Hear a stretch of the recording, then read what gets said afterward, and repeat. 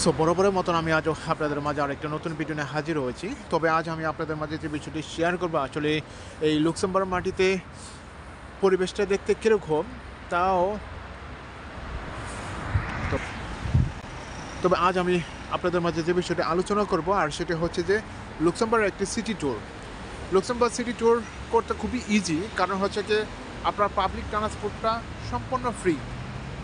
সারা এই লুক্সেমবার্গে আপনি ফ্রি তে যাতায়াত করতে পারবেন, এটা কোনো টিকিট লাগবে না। তো এটা খুব ভালো, আপনি এক প্রান্ত থেকে আরেক প্রান্তে যেতে পারবেন। যদিও এই লুক্সেমবার্গটা অনেকটা ছোট, এটা জানেন অবশ্যই, আরও হতে পারে অনেকেই জানে না।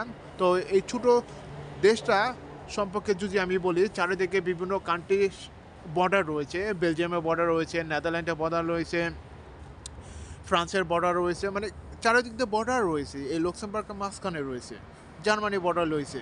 তো এই যে দেখা যায় ট্রাম ট্রেনগুলো, এই ট্রাম ট্রেনগুলো আপনাকে ফ্রি চড়তে পারবেন। যেহেতু আমি এখানে কিছুক্ষণ আগে নেমেছি এবং আমার উদ্দেশ্য হচ্ছে এখানে কিছু ভিউ তুলে ধরার জন্য চেষ্টা করছি আপনাদেরকে ভালো কিছু দেওয়ার জন্য, ভালো কিছু দৃশ্য তুলে ধরার জন্য। যদিও অনেক মানুষের স্বপ্ন রয়েছে যে কীভাবে লাক্সেমবার্গে যাব বা কীভাবে লাক্সেমবার্গে দুদিন ছুটি কাটাবো বা ভিসা পাবো, কিন্তু আসলে অনেকটা ডিফিকাল্ট। এই ধনী দেশে আসলে থাকা অনেকটা ব্যয়বহুল, যেটা আপনি কল্পনা করতে পারবেন না। যেহেতু আমরা এখানে একদিন রয়েছি, আমরা একদিনে বা দুই দিনের মাথায় চলে যাব, অর্থাৎ এক রাত এবং আবার দ্বিতীয় রাতের মাঝখানে আমরা চলে যাব। কিন্তু এখানে আসলে অনেকটা ব্যয়বহুল। তো যাই হোক, ব্যয়বহুলের কথা তো সবাই জানে, যেহেতু একটা ইকোনমিকের ক্ষেত্রে এবং সর্বোচ্চ আয় ইনকামের ওপর ডিপেন্ড করে এবং ব্যয়ের ওপর ডিপেন্ড করে হচ্ছে এই দেশটা। তো ওই সব কথা আমি বলতে যাচ্ছি না, কিন্তু দেখেন অর্থাৎ এই লুক্সেমবার্গের প্রাকৃতিক দৃশ্যগুলো দেখতে আসলে অনেকটা সুন্দর, যেটা আপনি বাস্তবে না দেখলে কখনো বিশ্বাস করবেন না। আমি যেমন জার্মানিতে থেকে এখানে এসেছি, জার্মানির তুলনায় অনেকটা সুন্দর, যেটা আমি হুবহুব দেখতেছি। দেখেন এত পরিষ্কার পরিচ্ছন্ন আমি জার্মানিতে দেখি নাই।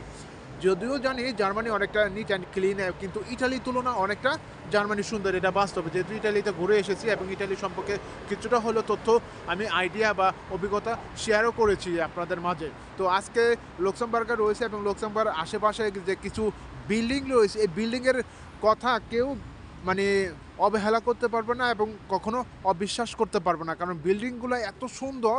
এই যে দেখেন প্রত্যেকটা এরকম সরকারি যে ভবনগুলো মাঝখানে বা একটা যে চার্চের মতন যে তারা ডোম তৈরি করেছে, এখানে সব সময় দেখবেন যে একটা করে ঘড়ি দেওয়া আছে। এই যে এখানে ঘড়ি দেওয়া আছে, তারপর ওখানে আরও কয়েকটা যে রুম দেখলাম, ওখানে ঘড়ি দেওয়া আছে।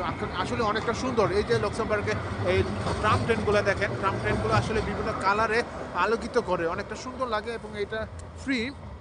তো আমরা যাচ্ছি আমাদের হোটেলের কাছে এবং হোটেলের কাছাকাছি প্রায় এসে পড়েছি, তাই ভাবলাম এর পাশ থেকে কিছুটা ভিডিও করে আপনাদেরকে দেওয়ার জন্য। তো দেখুন এই রাস্তাঘাটটা আসলে কতটা সুন্দর। এই দুই পাশে দুইটা ট্রামের রাস্তা গেছে এবং ওই পাশে আপনার হাইওয়ে গেছে, হাইওয়ে বলতে 4 লাইনে লেয়ারে গিয়েছে। তারপর এই পাশে ওয়াকওয়ে রয়েছে, দেখেন এক একটা ওয়াকওয়ে কত বড় স্পেস।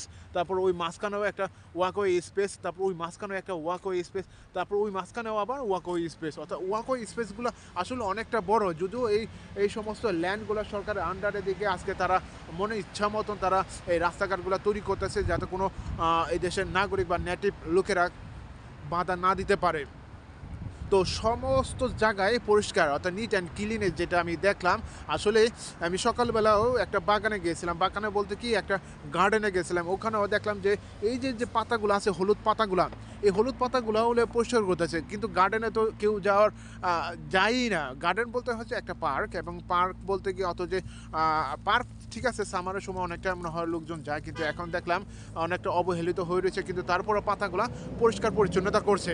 কিন্তু আমি দেখে খুবই অবাক হয়েছে যে এখন এখানে কোনো লোক নাই, কিন্তু লোকজন আসে না। আর তাছাড়া এই লুক্সেমবার্গে আপনি তেমন কোনো লোক পাবেন না যারা বাস্তব। আমি আপনাদেরকে বলতেছি এখানে সবাই যার মতন ব্যস্ত। সকালে আমি 6টা বাজে দেখলাম যে সকাল 6টা বাজে কিছু লোকজন গাড়িতে ওঠার জন্য ব্যস্ত হয়ে গেছে,